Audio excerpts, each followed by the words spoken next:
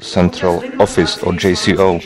During the deportations of Slovak Jews to concentration camps, the working group, as an illegal offshoot of state-imposed Jewish Central Office, or JCO, was the only active resistance against reality. The core of this group was formed by leading workers of JCO. They belonged to various ideological streams, from ultra-Orthodox through Zionists to liberals, but they were joined by a common objective: to work in favor of the Slovak Jewish community. There are several versions about the establishment of this group. It was either during the beginning of deportations or even earlier, when the JCO discussed the threats. However, the working group seems to have been created spontaneously after appointment of Arpad Sebastian as mayor of JCO in May 1941. The growing disagreement of some representatives of JCO with his servility and loyalty towards the German advisor for Jewish issue was a strong reason for a small group of functionaries to start reacting, responding. They organized saving of individuals, escaping from Slovakia to Hungary, creating false documents, including Gizi Fleischmann's activity for refugees on the Pencho ship leading towards the Palestine, as well as obtaining visas for those who decided to emigrate out of Europe. In March 1942, the JCO was visited by Augustin Moravec, together with the German advisor Vyslyceni. The JCO management learned that there is a transport pending to Poland where they could build their own settlements and worked in quote unquote. When first transports left Slovakia to occupied Poland, activists in the illegal working group developed a strategy to save those already deported as well as those who were just waiting for inclusion to transports. These activities were accompanied by an attempt to get out of the huge psychological pressure implied on them since they learned about the pending threats. Pressure, which however was highlighted by the long-term internal fight against Jews who served against the good Jew issue. The first role was to achieve halting deportations, including obtaining money to operate labor camps in Slovakia, which meant saving from deportations to some extent. Fleischmannová was supposed to perform these roles, relying on her contacts with international saving organizations, whom she urged to help with finance.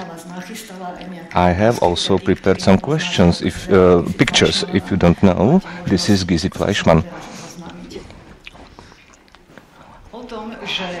The fact that there was no help for Slovak Jews in Poland was known in the working group in July 1942, perhaps even later, from Dionys Lenard, born in Žilina, who was deported to Lublin at the end of April 1942. We will hear a separate lecture on Lenard. I will just present few facts. Lenard managed to get civilian clothes. He found a hiding place, waiting for the right moment, and escaped from the camp. He traveled through Krakow to Novi Targ and to Slovakia. In a large report, which he submitted to the JCO, he described the disastrous conditions in the Lublin concentration camp. He didn't mention mass murdering, obviously, but he said that Slovak Jews suffer of hunger and various diseases in the camp. This letter later became a subject of discussion, which led to confirming of the thesis that the JCO had already had the information on mass murders and kept them secret in order to prevent the resistance of Jewish community from deportations, which of course opened the space to various speculations, asking how much did the JCO know about deportations and what did it do to prevent the tragedy. Due to the time spent from Lenard's escape to writing and submitting his report, this could have in no way impact Fleischmann's response to deportations. She formulated her response in a letter sent to the leading representative of the international rescue organization Relico. She stated that 60 transports left the country since 25th of March. Jews were put to heavy labor and there are no information about this group. Those families who couldn't work were deported to the Lublins district. She says that it is obvious from the reports we receive that the situation of prisoners is tragical. Fleischmann got this information from her informers, from railwaymen accompanying the transports to the borders, through smugglers of foodstuff, up to the officers in diplomatic services who were connected to various organizations delivering information on the conditions in Poland. Her report is one of the first which talk about the tragedy of Slovak Jews. When she wrote it, she asked her allies for financial assistance for labor camps in Slovakia, which was her priority at that moment. She realized that it was extremely difficult to obtain foreign currency for maintaining labor camps. She already felt the pressures from National Bank. She formulated the following request addressed to Switzerland. Charity Jewish organizations abroad are ready to provide for men and women included with their families to the labor process and also to maintain the Jewish hospital an amount in the form of foreign currency. This foreign currency will be given to the National Bank, who is obliged to pay the same value in the Slovak crowns to the JCO. The money must not come to a closed account, it must be freely available. This was her vision, however, very distant from reality. Possibilities of international organizations were more or less limited, and they were also complicated and complex to implement. The working group activities focused on the German advisor for Jewish question, Eichmann's collaborator and personal friend Dieter Vysliceny.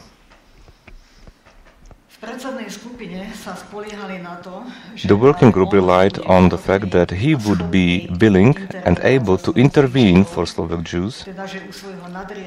It means he will support halting the transports from Slovakia as well as from other countries where he worked. Vysliceny easily identified himself with the role of a savior. Fleischmanova talked to him and very often, uncritically and without reflection, she adopted all his ideas and proposals because she was happy with them. When the working group decided that Vysliceny will be bribed for a hope of stopping transports, Fleischmanova immediately supported this idea. It was the so-called economic cooperation with him, which is characteristic for the conditions in which the working group operated. Nervosity, hectically, in the atmosphere of fear and tension, as well as with a great deal of naivety, which not even Fleischmann could somehow suppress.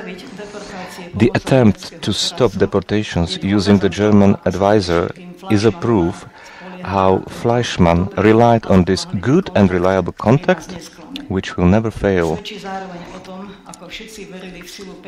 This is also the proof how everybody believed in the power of money, and nobody noticed that Jews are not saved thanks to this mostly smuggled money, but they are de facto sold.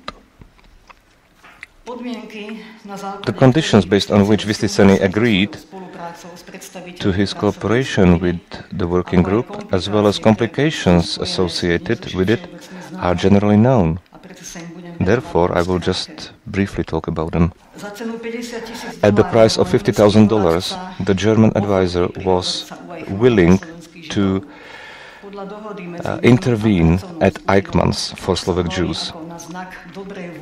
As a sign of goodwill, 3 transports with 3,000 persons were stopped for 10 days. After this deadline, the German advisor received half of the amount. Then there was another break of 7 weeks, followed by payment of the remaining sum. The money for the German advisor could not come to Slovakia legally. It was the ultra-Orthodox Jewish circles in Germany used complicated smuggling of money to Bratislava in autumn 1942. Everything was held in secrecy. Only few people were informed about this activity. And they also managed to work in secrecy later on, which was extremely strategically important. Therefore, only few people knew that the Bratislava underground organization was connected to international structures, which had networks from Switzerland through Budapest to Istanbul, where they were devising tactics and looking for ways how to organize help. The fact that the corrupted Vyslyceni worked on new proposals on continuing deportations and gave them to Tuka approves his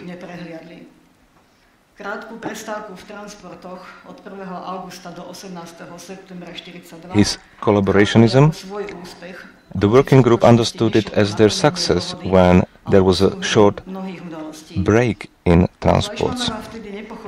Fleischmanova did not understand the seriousness of the situation when she still relied on the German advisor.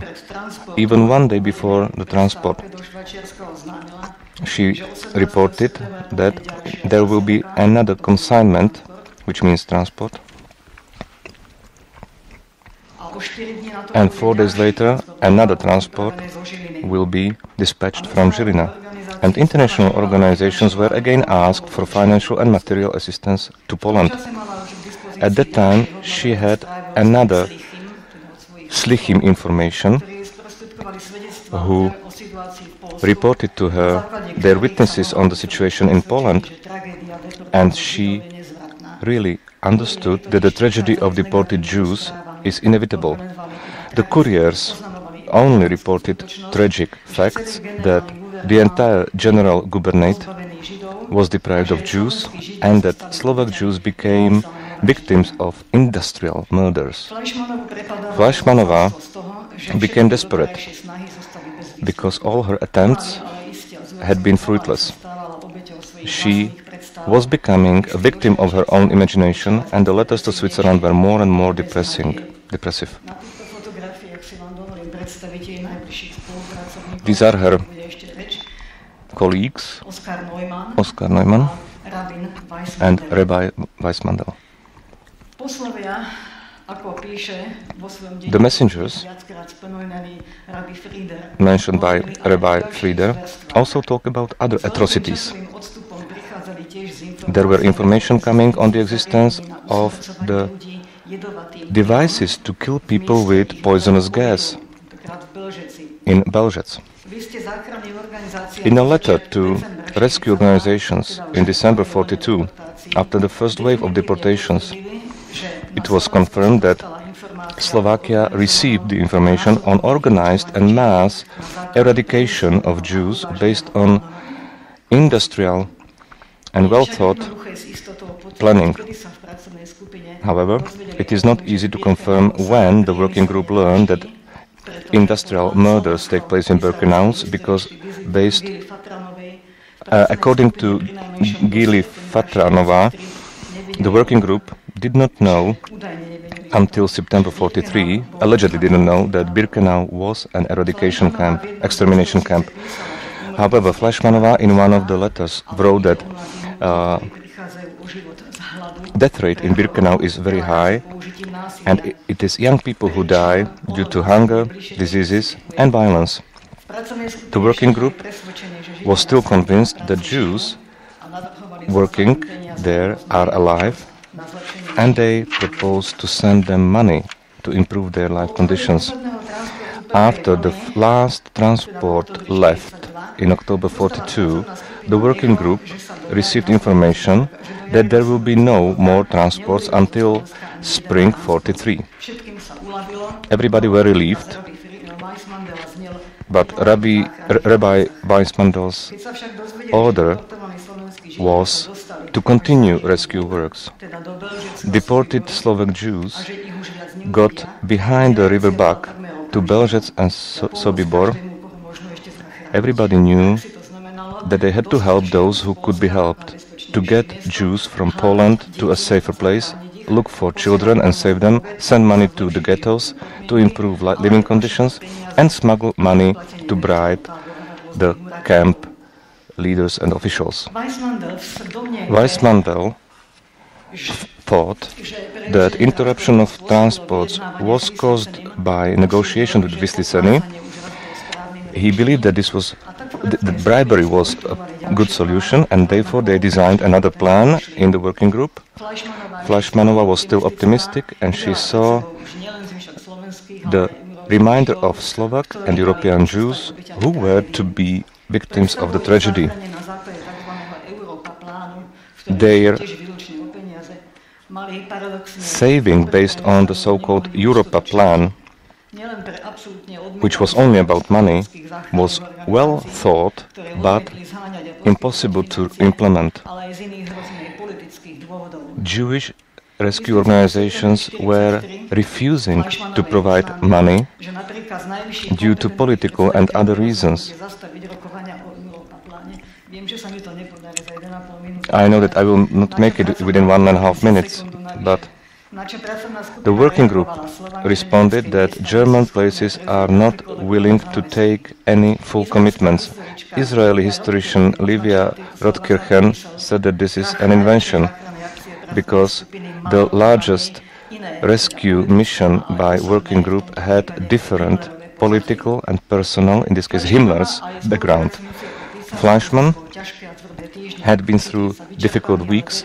They were exhausted, but believed to have enough force for further activities. They focused on sending packages with food and medicine to concentration camps. In May 1943, Fleischmann received a permission to organize an independent package mission for the deported Jews. The packages must have been up to 6 kilos, containing clothes and so on. Between 1943 and 1944, thousands of packages were sent to Terezin, Auschwitz, Birkenau, Majdanek, and so on. The Red Cross Center sent dispatches of condensed milk and medicine, and she says in her letter to Switzerland that this mass murdering is continued. In fact, only a small fraction of those packages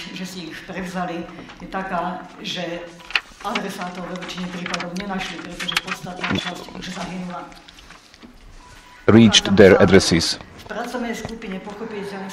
Of course, the working group also observed the situation in the neighboring Hungary. We are all sad for the destiny of our brother Hagar. That's why they started to cooperate with Budapest Vádách, Leezra, ve Hakalách. They knew that Hungary had a great importance for Slovak Jews. There were important institutions in Budapest where immigration officers from Palestine smuggled entry visa, which helped a couple of Slovak Jews to get to their new homeland, Palestine. Fleischmanova still believed that Vysliceny, who became the member of Eichmann's Budapest Commando, will be friendly again in Budapest. When Rezső Kastner, the member of underground Jewish organization, came to Bratislava, he met the working group and he looked for help and advice to help Hungarian Jews, and the Bratislava Center claimed that Kastner must also put emphasis on saving Slovak Jews when negotiating with Germans. Whatever rescue mission was impossible because Slovakia was already occupied by Germans. In September 1944, one of the last Fleischmann's letter to Switzerland notified of the danger to renew deportations, and for the first time, indirectly, she mentioned those who were responsible for the fate of Slovak Jews, from the top political leaders to the corrupted, highly positioned ministerial officers who basically set up deportations letters. She didn't mention Vysliceny because she didn't believe that he betrayed her. This is the end of my lecture, and you can find the rest of it in the written form. Thank you very much.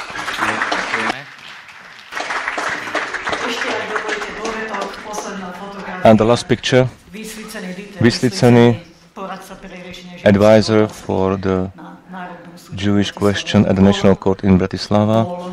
He was basically executed. One of the letters by Gizi Fleischmann,